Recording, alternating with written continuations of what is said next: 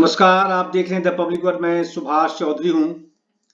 Green view apartment जो पिछले कई दिनों से दिल्ली एनसीआर गुरुग्राम में चर्चा में बना हुआ है और यह apartment NBCC national building construction corporation की ओर से बनाया गया है। लोगों को सपने दिखाए गए थे 80 लाख से लेकर 1 करोड़ रुपए दो और यहाँ अपने सपने का घर पाओ।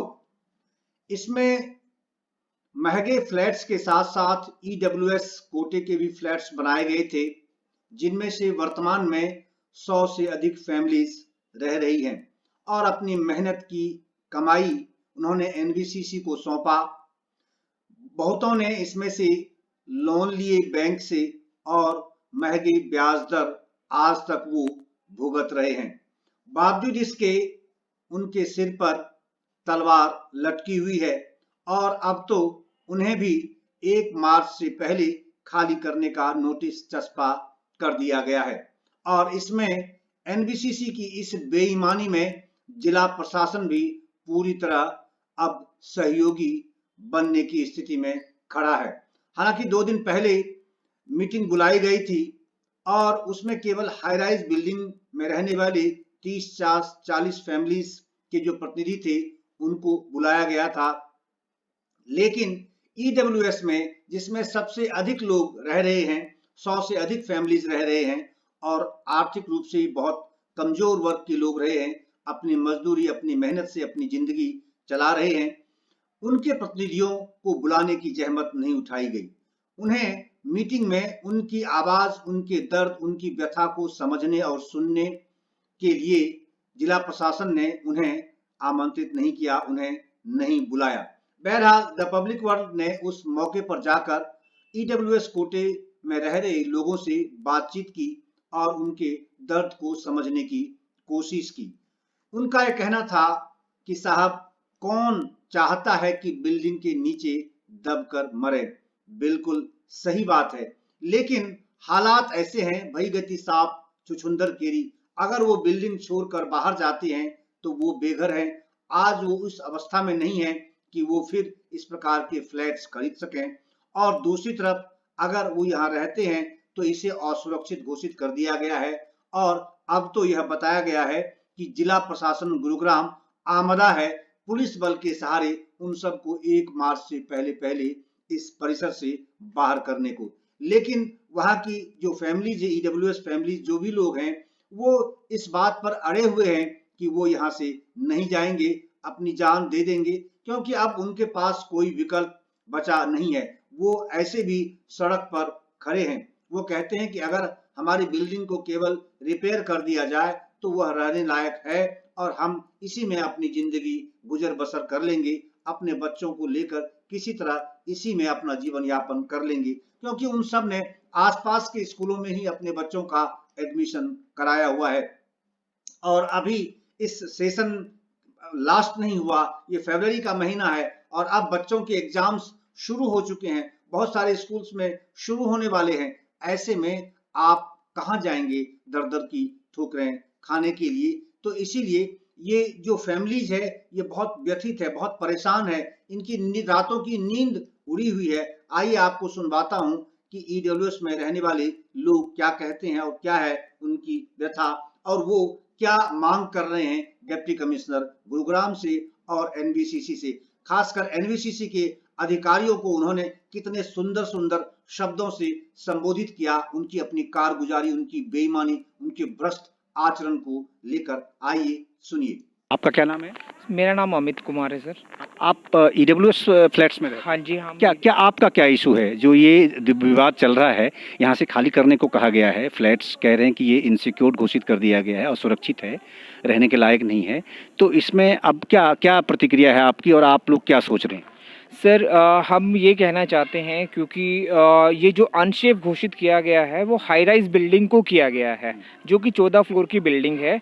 14 फ्लोर की बिल्डिंग्स में से ओनली 7 टावर्स हैं। 7 टावर्स में से 4 टावर्स में कुछ फैमिलियाँ रहती हैं, जहाँ पे 30 से 40 फैमिली रहती हैं।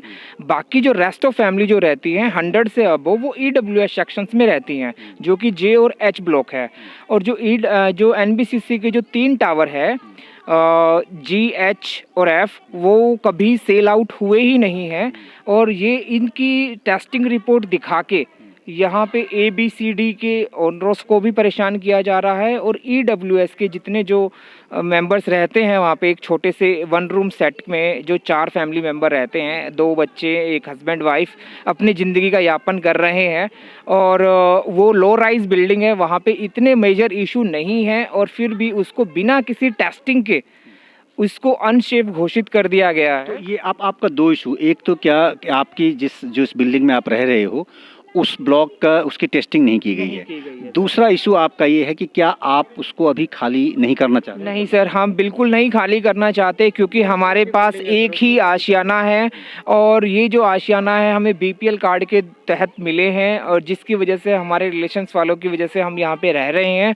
और हम चाहते हैं कि यहाँ पे हम जो बच्चों का एडमिशन कराया है नज़दीक में स्कूल्स में, और जो मार्च का महीना चल रहा है वहाँ पे वो पढ़ लें पूरा, क्योंकि पिछले 6 महीने से कोरोना काल की वजह से ऑनलाइन क्लासेस पे भी बच्चे नहीं पढ़ पाए हैं। जो फाइनल एग्ज़ाम का टाइम है तो उस टाइम पे भी हमें ये प्रेशर किया जा रहा है कि बच्चों की एजुकेशंस भी बड़ी डिस्टर्ब हो रही है।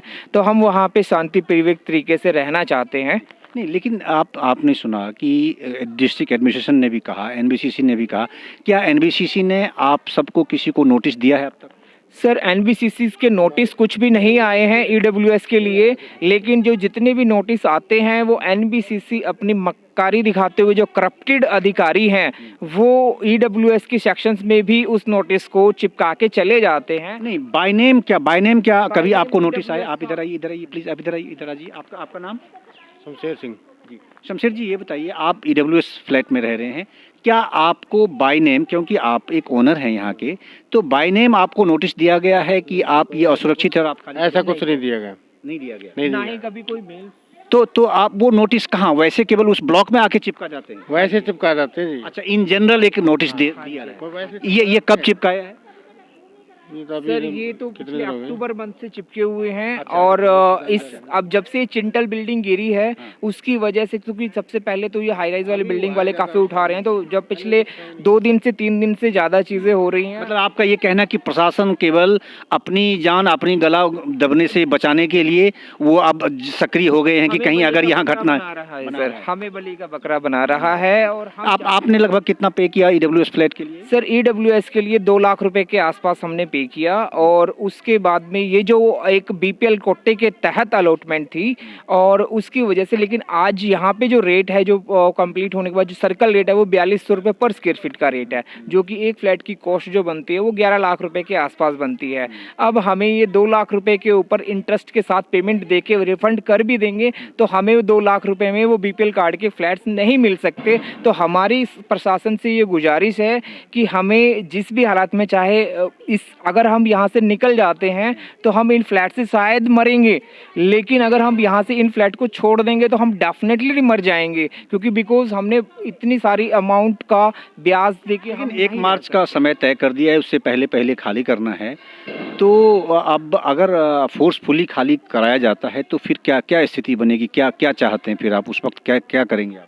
सर हम ये चाहते हैं कि हमारी जो हाई राइज बिल्डिंग को जो 1 मार्च का जो टाइम दे दिया गया है वो हाई राइज बिल्डिंग में EWS के सेक्शंस का कोई पॉइंट नहीं रखा गया है। तो हम चाहते हैं कि एक बार DC साहब से हमारी रिक्वेस्ट है कि हमारे EWS के मेंबरों की भी एक मीटिंग ली जाए और हमारी भी समस्या को सुना जाए, और सुन के हमारे समस्या के समाधान के ऊपर भी विचार किया जाए और फिर एक डिसीजन लिया जाए। अगर हमें लगता है कि हमारी कौन चाहता है सर कि बिल्डिंग के नीचे मर के गिर जाए, लेकिन हम ये चाहते हैं कि हमारी बातों को सुना जाए और सुन के फिर एक डिसीजन लिया जाए कि जो टेस्टिंग आज सुबह स्टार्ट हुई है उससे पहले तो कभी टेस्टिंग ही नहीं हुई EWS सेक्शंस की, और उसको जो अनसेफ घोषित 6 महीने पहले कर दिया गया है। तो हमारी हाथ जोड़ के फिर रिक्वेस्ट है कि जो टेस्टिंग आने का वेट किया जाए कि वो बिल्डिंग सेफ़ है, रिपेयरेबल कंडीशन में है, और हम 100% डैम श्योर हैं कि बिल्डिंग रिपेयरेबल कंडीशंस में है। छोटी मोटी माइनर्स इश्यूज हैं जो कि आप उसमें असुरक्षित महसूस नहीं करते हैं सर। प्रेजेंट में हमारी प्रेजेंस में उस बिल्डिंग को रिपेयरिंग करके भी ठीक किया जा सकता है। और एनबीसीसी का हमें जो मोटिव नज़र आता है कि जो हाई राइज बिल्डिंग को रिपेयरिंग करने के लिए जो लेबर आएगी, उस लेबर को ईडब्ल्यूएस में रहने के लिए हमारे फ्लैट्स को खाली करवाया जा रहा है। ये है। कल की मीटिंग में आप लोगों को नहीं बुलाया गया? सर नहीं बुलाया गया, हमें कोई अवेयरनेस नहीं थी। ईडब्ल्यूएस में कितने लोग रह रहे, कितनी फैमिली? ईडब्ल्यूएस में सर 100 फैमिलीज रह रही हैं और 30 से 40 फ्लैट जो रहते हैं वो हाई राइज में रहते हैं। हाई राइज में केवल 30 से 40? हाँ जी, हाँ जी। लेकिन इस सारी समस्या का जो समाधान है, जो असली जो और जो इतनी सारी कम से कम 700-800 फ्लैट्स यहाँ बने हुए हैं, तो इसमें लोग क्यों नहीं शिफ्ट किए? क्या इसकी बदतर स्थिति को देखकर? सर एक्चुअली मैं बताता हूँ कि एनबीसीसी ने 2010 में ही प्रोजेक्ट लॉन्च किया था, और जिसकी वजह से ये इसकी लोअर कंस्ट्रक्शन क्वालिटी होने की वजह से या रेलवे ट्रैक नज़दीक होने की वजह से, रोड डेवलप ना होने की वजह से पब्लिक ने यहाँ पे फ्लैट बाइंग ही नहीं किए। तो टोटल बुकिंग तो हुई नहीं हुई सर। कोई 260 फ्लैट ही बिके हैं ओनली हाई राइज में। बट अलॉट ईडब्ल्यूएस के तो सभी सारे फ्लैट्स ऑलरेडी सोल्ड आउट है, क्योंकि वो तो एक मैनेटरी सिस्टम है कि हरियाणा गवर्नमेंट के द्वारा अलॉटेड किए जाते हैं। अब उस चीज़ का खामियाजा सबसे ज़्यादा हाई राइज वाले बिल्डिंग वाले के तो अपना चीज़ें ले सकते हैं, उनको तो इंटरेस्ट के अकॉर्डिंग मिल जाएंगी चीज़ें। बट हमें अगर 2 लाख का फ्लैट लेके आज अगर हम 2 लाख रुपए में कोई फ्लैट लेने जाते हैं तो कहीं हमें कुछ नहीं मिलता है, और हमारा बीपीएल कार्ड का जो इंजेक्शन है वो भी ख़त्म हो चुका है। तो अब हम चाहते हैं कि इस चीज़ के अकॉर्डिंग हम कैसे मतलब एक तो आप यहाँ रहना चाहते हैं, कंटिन्यू करना चाहते हैं कि आफ्टर रिपेयरिंग रह सकते हैं और रिपेयरिंग करे और रहने लायक है। दूसरी बात, अगर मान लीजिए आपको खाली कराता है तो जो आपने कॉस्ट की बात की 2 लाख रुपए का आसपास आपने पे किया, और अब जो स्थिति है यहाँ की और जो कीमत है मार्केट में, जो वैल्यू है इस तरह की, तो आप उस मार्केट वैल्यू के अनुसार और विद इंटरेस्ट आप चाहेंगे? सर हम ये चाहेंगे कि हमें सबसे पहले हम तो फ्लैट ही लेना चाहेंगे। अगर फिर भी बाई चांस अगर एनबीसीसी कहीं जहां भी उनका प्रोजेक्ट अगर है तो वहां कोई दूसरे फ्लैट अलॉटेड कर दे sir, we are the happy. मतलब रेडी टू मूव में, ऐसा नहीं कि अंडर कंस्ट्रक्शन नहीं, रेडी टू मूव में।